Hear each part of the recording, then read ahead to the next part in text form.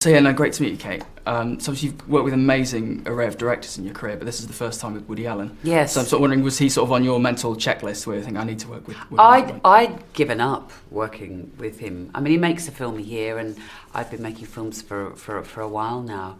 And so I thought, your work doesn't appeal to every director.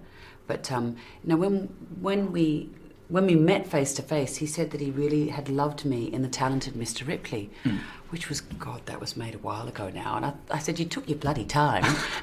But, I'm so glad it was this that we worked together on, because it was, it's a part to swing a cat in. It was really, it was an incredible opportunity. Do you know if you saw your Blanche Dubois? Because there's sort of a bit of overlap between the characters, between Jasmine and her. Yeah, look, there's a long line in American drama, if you think about Mary Tyrone and Long Day's Journey to Night, or a lot of Blanche Dubois, clearly, but a lot of Tennessee Williams heroines, who are engaged in fantasy rather than reality. And Jasmine fits into that. And the architecture of Blue Jasmine, the setup is similar.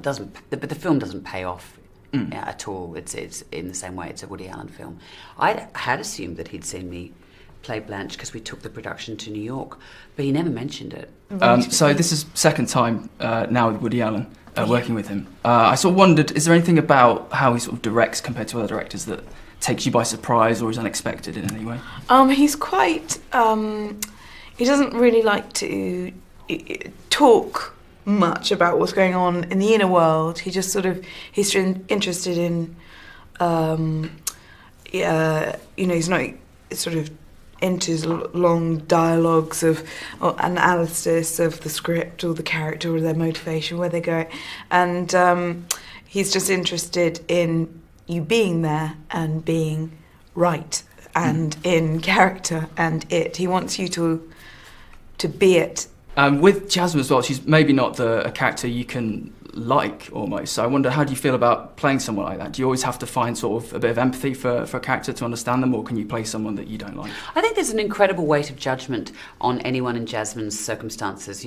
Upper East Side princess whose husband's been a financial mover and shaker, with shady dealings, particularly in the wake of the global financial crisis. And look at a lot of his characters, Woody Allen's characters, they're always talking about themselves and have that kind of incredibly delicious narcissism. You mentioned sort of doing your own work on the characters. Yeah. I wonder, did you sort of think about what Ginger and Jasmine were like when they were younger? Because they're so different, but yes, it's almost like there could be another movie about those two as young people. Absolutely. I think that was key, really, and so important for me, and very lucky that Cate works in the same way.